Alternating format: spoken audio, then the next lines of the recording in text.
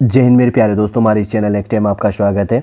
देखिए, staff selection commission SSC के द्वारा यहाँ पर वैकेंसीज अपडेट किया गया। लगभग 2423 पोस्ट है, 2400 से ज़्यादा पोस्ट अभी लास्ट में मैं क्लियर कर दूंगा आपके लिए।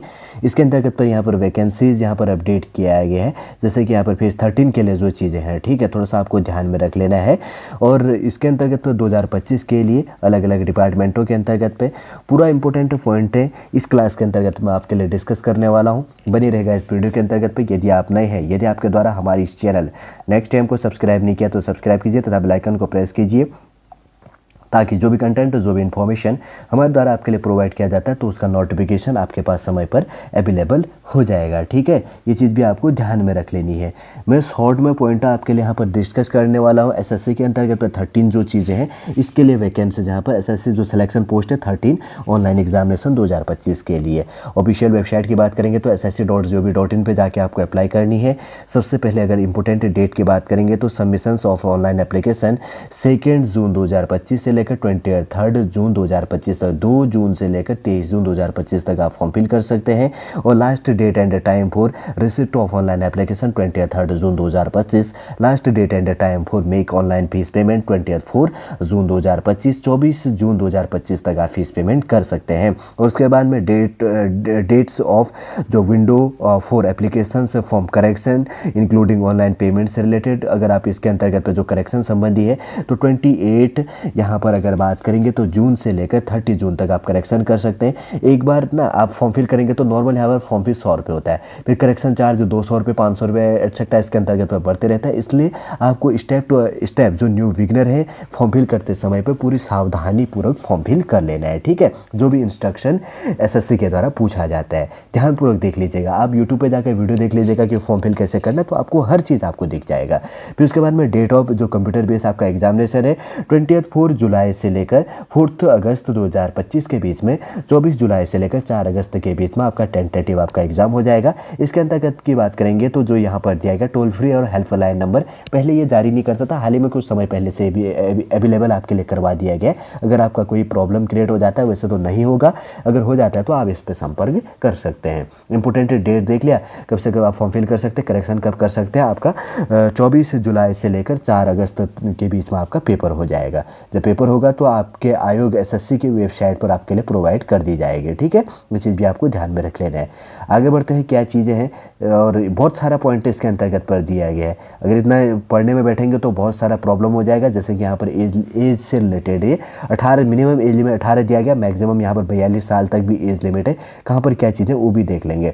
जैसे कि यहाँ पर स्क्रीन पर दिख रहा है, शेड्यूल कास्ट शेड्यूल ट्राइब के लिए 5 ईयर्स का, ओबीसी के लिए 3 ईयर्स का, PWD persons with benchmark disability कहा जाता है 10 साल के लिए, और PWD persons with benchmark disability OBC category के लिए 13 साल के लिए, और एससी और एसटी कैटेगरी पीडब्ल्यूडी के अंतर्गत पे 15 साल के लिए। एक्स सर्विसमैन के लिए 3 ईयर्स का होता है। 1/8/2025 से आपका काउंट किया जाएगा। 1/8/2025 से आपका जो एक्स सर्विसमैन है ना, उसके बाद में जो आपने छुट्टी ली हुई है आपका जो चीज़ है, तो उसमें 3 साल कंप्लीट इसके अंतर्गत होगा। डिफेंस पर्सनल जो इसके अंतर्गत disabled in operation during the hostility etcetera इसके अंतर्गत पाया जाता है 3 ईयर्स के लिए। और इसी के अंतर्गत पर हॉस्टिलिटी जो डिफेंस पर्सनल यहाँ पर जैसे जो डिसेबल्ड इन ऑपरेशन से ड्यूरिंग जो हॉस्टिलिटी इसके अंतर्गत पे, तो schedule caste schedule tribe category include होता है, तो उसके लिए 8 साल की इसके अंतर्गत पे छूट दी जाती है। एडिशनल जो अगर बात करेंगे तो इसके अंदर रिलैक्सेशन जो अपर एज लिमिट जो इसके अंतर्गत पे दिया जाएगा। परमिसेबल से की बात कही गई है तो ग्रुप सी के अंतर्गत पर पोस्ट के अंतर्गत पर जो चीज़ है, तो यहाँ पर सेंट्रल गवर्नमेंट जो सिविलियंस एम्प्लॉयज़ है तो उनके लिए आपका अप टू एज लिमिट 40 साल इसमें काउंट होगा 1 अगस्त 2025 से।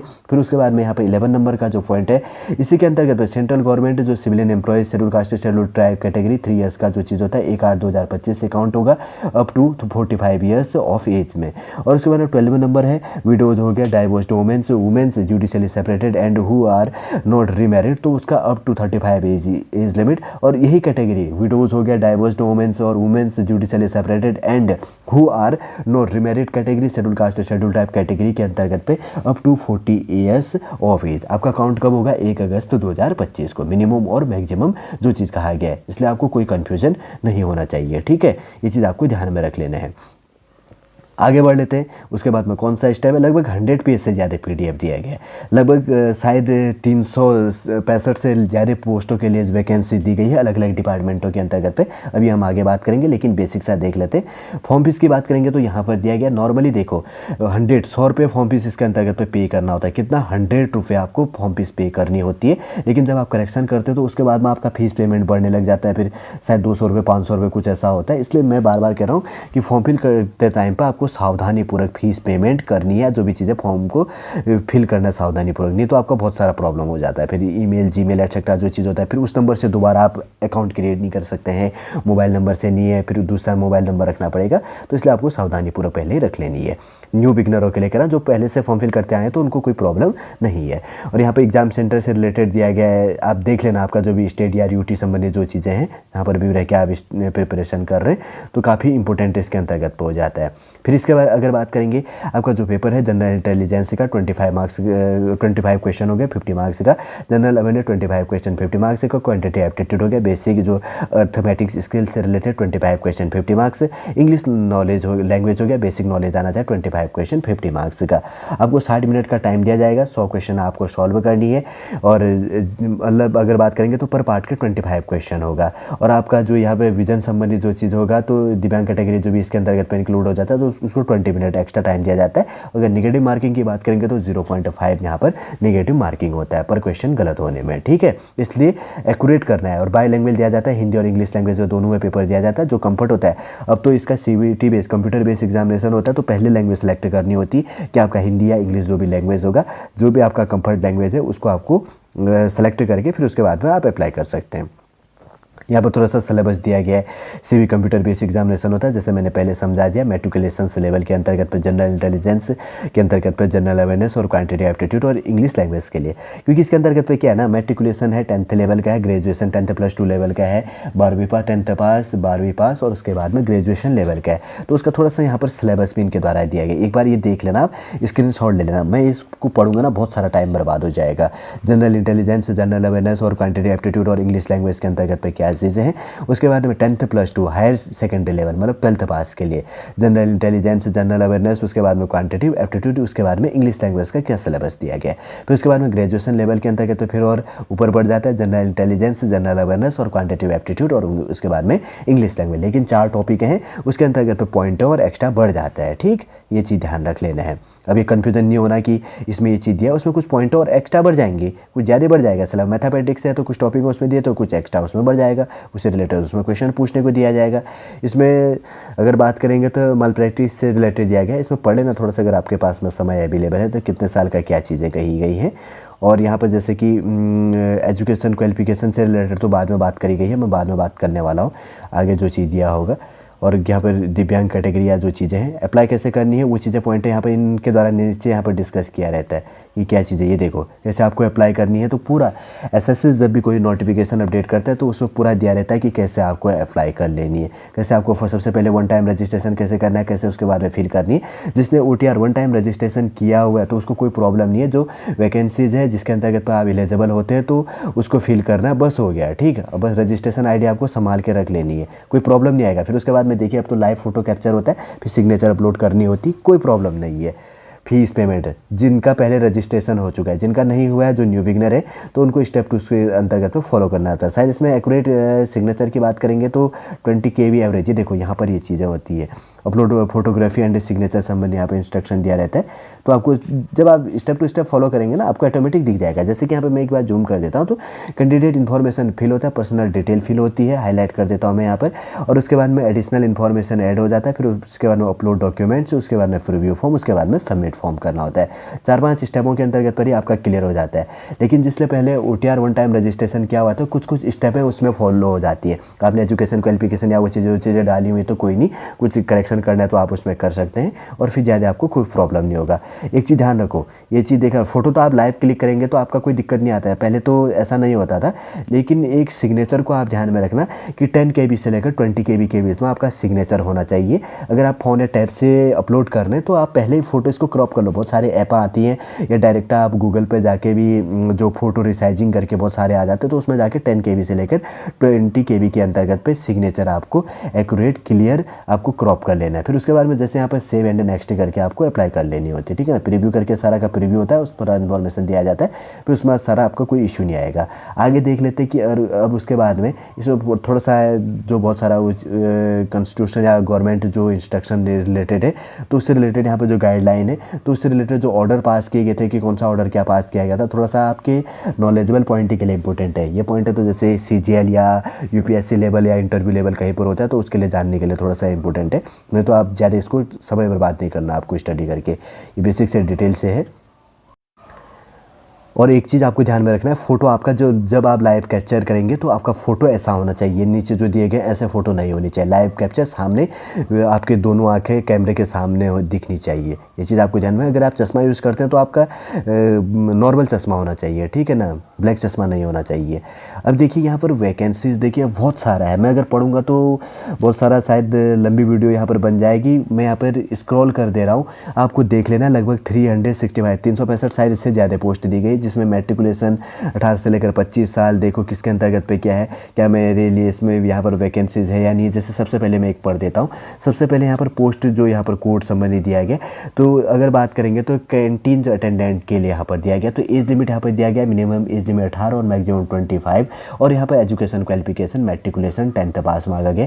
कैटेगरी वाइज यहाँ पर वैकेंसी दी गई है, टोटल पोस्ट यहाँ पर 13 दी गई। वैसे अगर बात करेंगे तो फ्यूमिगेशन असिस्टेंट के लिए यहाँ पर दिया गया, मिनिमम एज लिमिट 18, मैक्सिमम 25, पे लेवल 4, हायर सेकेंडरी लेवल 10+2 हो गया। और यहाँ पर टोटल 3 पोस्ट यहाँ पर दी गई है। वैसे मैं पॉज कर दूंगा, आप स्क्रीनशॉट ले लेना, या आपको क्या कर लेनी है, SSC के ऑफिशियल वेबसाइट पे जाके आपको इसको क्या कर लेना है, डाउनलोड करके इसके अंतर्गत पे देख लेना है कि किसके अंतर्गत पे मैं एलिजिबल हूँ या एज लिमिट से रिलेटेड। फिर उसके बाद में थर्ड नंबर है जैसे जूनियर इंजीनियर से रिलेटेड, कम्युनिकेशन से रिलेटेड, जैसे 18 से लेकर 30 साल एज लिमिट मांगा गया है। जहाँ पर जो चीज़ें थोड़ा सा आपको ध्यान में रख लेना है। 10 पॉइंट तक एक पेज के अंतर्गत पे देखो, 10 पॉइंट इसके अंतर्गत पे स्क्रीनशॉट आप ले लो अगर आप लाइव देख रहे। और उसके बाद में सेकंड नंबर है 11 से लेकर 20 तक के अंतर्गत पर जो यहाँ पर वैकेंसी दी गई है, अलग अलग यहाँ पर देख लेना। फिर उसके बाद में थर्ड नंबर है 21 से लेकर 28 तक जो यहाँ पर दिया गया है। और उसके बाद में आगे बढ़ते हैं, उसके बाद में 29 से लेकर आपका जो यहाँ पर 37 तक दिया गया है।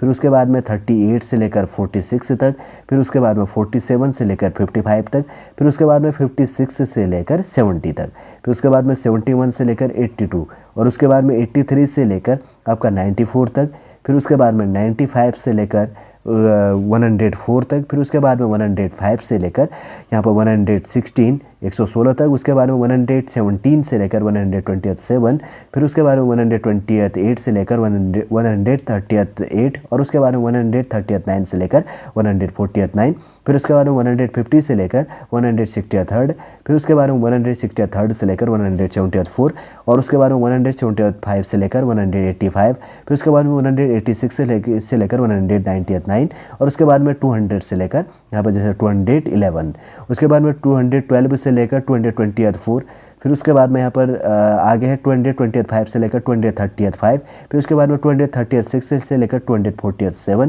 फिर उसके बाद में 248 से लेकर 259, फिर उसके बाद में 260 से लेकर 269, फिर उसके बाद में 270 से लेकर 280, फिर उसके बाद में 281 से लेकर 289 तक, फिर उसके बाद में यहाँ पर 290 से लेकर 299, फिर उसके बाद में 300 से लेकर 310, 311 से लेकर 320 फर्स्ट, फिर उसके बाद में 320 सेकेंड से लेकर 330 थर्ड, फिर उसके बाद में 330 फोर्थ से लेकर 330 फोर, कितना है यहाँ पर 330 से लेकर 340 उसके बाद में 345 से लेकर 355 तक। देखिए तो उसके बाद 356 से लेकर 365 365। देखिए 365 पोस्टों के अंतर्गत पर टोटल वैकेंसी जहाँ पर दिया गया 2423 पोस्टें टोटल इसके अंतर्गत पर दी गई। भाई देखो अगर मैं इतना वीडियो बनाऊंगा इसको पढ़ूंगा तो बहुत सारा टाइम खराब हो जाएगा, इसलिए मैं आपको सलाह दे रहा हूँ कि आपको SSC के ऑफिशियल वेबसाइट पर जाके आपको डाउनलोड कर लेना है, उसके बाद में इसको देख लेनी है। मैंने शॉर्ट में दे दिया है कि फॉर्म फिल करने के लिए कितनी पॉइंट है, कितनी वैकेंसी चीज़ें,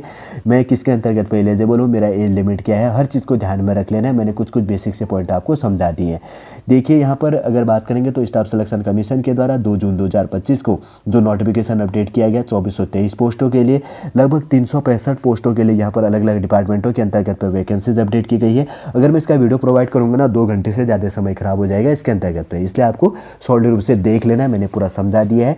देखिए वापस मैं क्लियर कर रहा हूँ कि स्टाफ सिलेक्शन कमीशन के अंतर्गत पे 2423 पोस्टों के लिए जो वैकेंसी यहाँ पर दी गई है, यदि आप इसके लिए एलिजिबल हैं फॉर्म फिल करने के लिए, तो आपके लिए काफ़ी इंपॉर्टेंट ये वीडियो हो जाता है। और अगर आपके लिए काफ़ी इंपॉर्टेंट वीडियो है भी, यदि आपने वीडियो पूरा देखा तो उम्मीद करूंगा दोस्तों शॉर्ट रूप से जो भी पॉइंट आपके जानने के लिए इंपॉर्टेंट होती थी इस वीडियो के अंतर्गत आपको समझ में आया होगा।